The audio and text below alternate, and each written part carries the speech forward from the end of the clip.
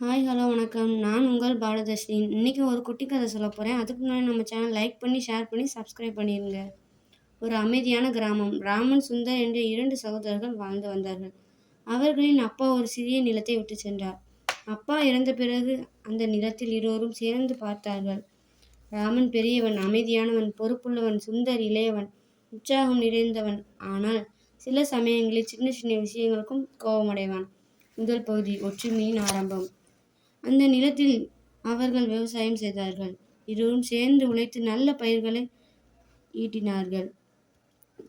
கிராமத்தினர் எல்லோரும் இந்த அண்ணன் தம்பி மாதிரி ஒற்றுமையாக இருக்கணும் என்று பாராட்டினார்கள். ஆனால் ஒரு நாள் ஒரு சிறிய விஷயம் பெரிய பிரச்சனையாக மாறி அந்த ஆண்டு பயிர் கொஞ்சம் குறைந்ததால் அதை எப்படி பகிர்வது என்று பிரச்சனையாகியது. இரண்டாம் பகுதி, சண்டையில் தீ. நான் அதிகம் வேலை செய்தேன், எனக்கு அதிக பங்கு வேண்டும் என்று சுந்தர் கூறினான்.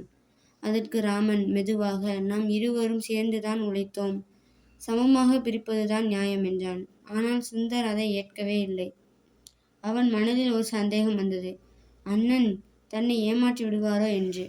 அந்த சந்தேகம் கோபமாக மாறி இருவரும் பேசாமல் இருக்க ஆரம்பித்தார்கள். வீட்டில் அமைதி இல்லை. மூன்றாம் பகுதி, கிராம நீதிபதி. இந்த விஷயம் கிராமத்தில் பரவியது. கிராமத்தின் மூத்த நீதிபதியான முருகேசன் அங்கு அழைத்தார். உங்கள் இருவருக்கும் என்ன பிரச்சனை என்று கேட்டார். இருவரும் தங்கள் கருத்துக்களை கூறினர். முருகேசன் சிரித்தார். சரி, நான் ஒரு தீர்வு சொல்கிறேன். நிலத்தை நீங்கள் இருவரும் பிரித்து கொள்ளவும், ஆனால் ஒரு நிபந்தனை, ஒருவர் பிரிக்கவும் மற்றொருவர் தேர்வு செய்யவும் வேண்டும் என்றார். நான்காம் பகுதி, உண்மை வெளிப்பாடு. இதை கேட்டதும் சுந்தர் யோசித்தான்.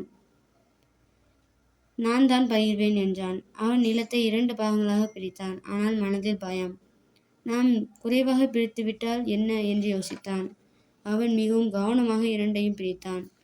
பின்னர் ராமன் சிரித்துக்கொண்டு, நீ தான் பகிர்க்க வேண்டும் எனக்கு என்று கூறினான்.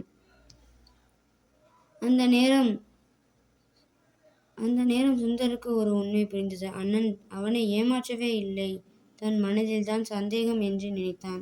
ஐந்தாம் பகுதி, மனமாற்றம். சுந்தர் கண்களிலிருந்து கண்ணீர் வந்தது.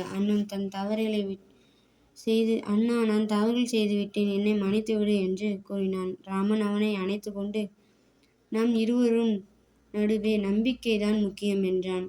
அந்த நாள் முதல் அவர்கள் மீண்டும் ஒற்றுமையாக வாழ்ந்தார்கள். சந்தேகம் உறவுகளை உடைக்கும், நம்பிக்கை உறவுகளை சேர்க்கும்.